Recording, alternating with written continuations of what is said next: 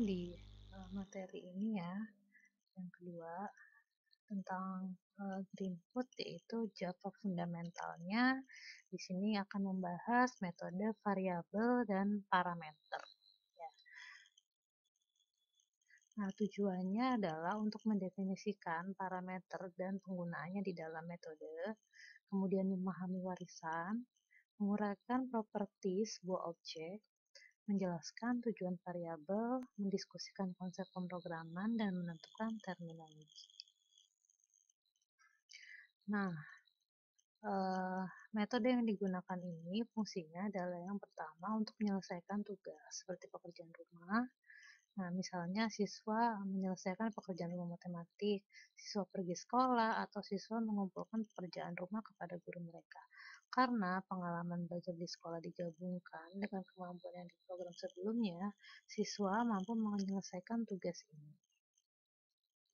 Nah, metode. Dalam pemrograman, setiap objek mempunyai sekumpulan operasi atau tugas yang dapat dilakukan. Para programmer menulis sebuah program untuk memberitahu objek bagaimana dan kapan harus menjalankan tugas. Misalnya, yang pertama memerintahkan objek untuk melakukan tindakan, dan kedua mengajukan pertanyaan kepada objek untuk mempelajari selengkapnya mengenai apa yang dilakukannya. Nah, lalu ada inheritance. Objek Greenfoot mewarisi metode dan properti kelas dan superkelasnya. Misalnya, sebuah instance alligator akan mewarisi metode superkelas aktor dan kelas alligator. Nah, kemudian bagaimana melihat metode yang diwariskan dalam menu objek? Nah, menu objek akan menampilkan semua metode yang diwarisi oleh instance dari kelas dan superkelasnya. Nah, di klik kanan, yang pertama adalah kita klik kanan pada instance untuk menampilkan menu. Kemudian diwarisi dari aktor, menampilkan daftar metode yang diwarisi oleh kelas dari superkelas aktor. Nah, lalu bagaimana langkah untuk melihat metode yang diwariskan selanjutnya, yaitu klik kanan pada kelas, lalu buka editor, kemudian pada editor kode pilih dokumentasi dari menu menurun dari kanan atas. Kemudian rangkuman metode mewariskan metode warisan kelas. Nah, komponen metode di sini ada beberapa komponen dari metode. Yang pertama jenis return, ini menentukan jenis data yang dihasilkan oleh metode. Kemudian nama metode dan daftar parameter. Nah, kemudian ada metode signature. Metode signature ini menguraikan tujuan metode. Ini meliputi komponen, nama metode, dan daftar parameter. Nah, lalu ada jenis return. Tipe jenis return adalah yang menunjukkan jenis informasi yang akan dihasilkan oleh panggilan metode. Ada dua jenis tipe hasil. Yang pertama ada void, ada non-void. Nah, kemudian ada metode dengan tipe hasil void. Metode dengan tipe hasil void mengeluarkan perintah yang menjalankan tindakan, menyertakan kata void, kemudian tidak menghasilkan informasi mengenai objek yang digunakan untuk membuat objek melakukan sesuatu. Lalu memanggil metode dengan tipe hasil void. Nah, kita dapat memanggil metode dengan tipe hasil void.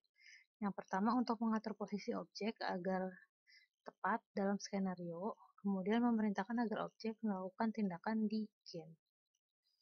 Nah, kemudian mengajukan pertanyaan kepada objek.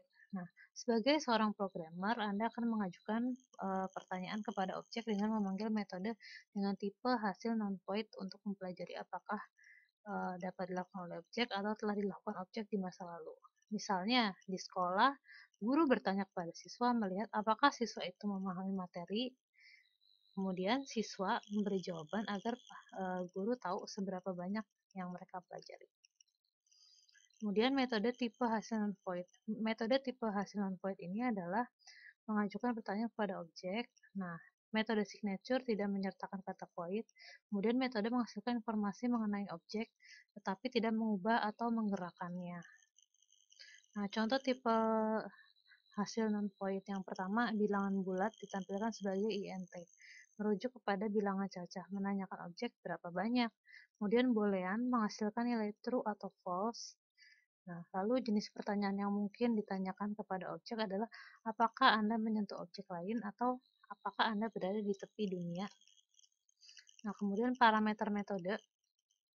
Parameter ini memberi metode data tambahan untuk membuat objek menjalankan tugas saat informasi dibutuhkan untuk menarik metode.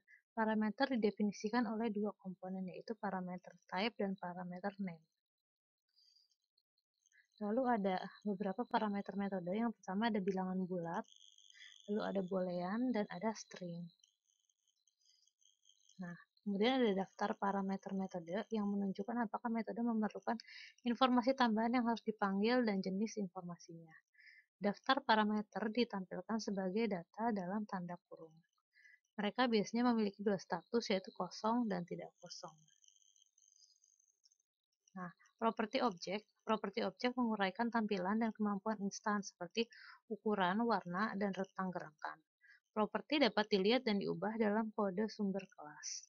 Setiap kali Anda membuat sebuah instansi baru dari seorang aktor, misalnya lebah, instansi tersebut memiliki propertinya sendiri. Nah, lalu ada variabel atau bidang yang memungkinkan instansi untuk menyimpan informasi untuk segera digunakan atau digunakan kemudian. Misalnya, properti objek pada variabel yang menyimpan informasi tentang instansi seperti posisinya di dunia. Nah, kemudian bagaimana cara melihat variabel instan? Caranya klik kanan pada instans seorang aktor, kemudian klik periksa untuk melihat contoh variabel di dalam inspektur objek. Nah, ini seperti di gambar ya contohnya. Jadi klik kanan, lalu kita klik inspect. Nah, lalu sintaks pemrograman. Kode sumber menentukan semua properti dan karakteristik sebuah kelas dan objek.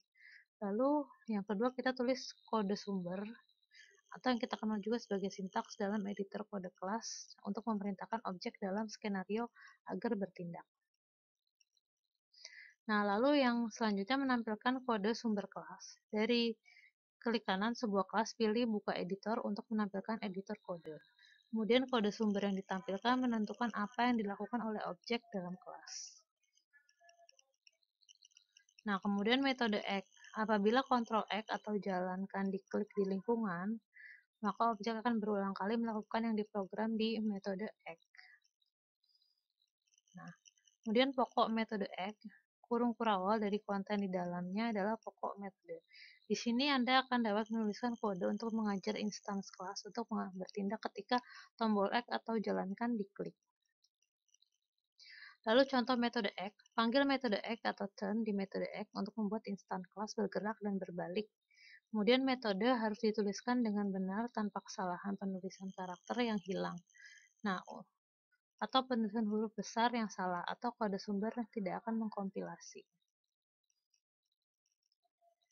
Nah, cara memanggil metode dari metode X. Yang pertama, untuk memanggil metode dalam metode X, tuliskan secara berurutan sebagai berikut. Yang pertama, nama metode dalam karakter huruf kecil, lalu tanda kurung dalam parameter, lalu titik koma untuk mengakhiri pernyataan tersebut. Nah, proses debug dalam Greenfoot, karakter yang hilang atau dituliskan dengan keliru dalam kode sumber akan memicu pesan kesalahan.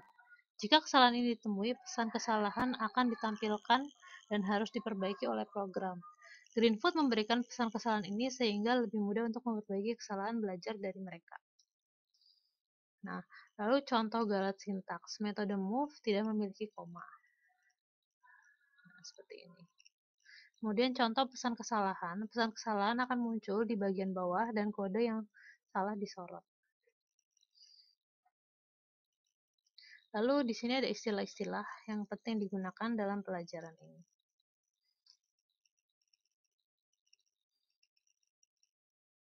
Oke, sekian. Semoga dapat dipahami.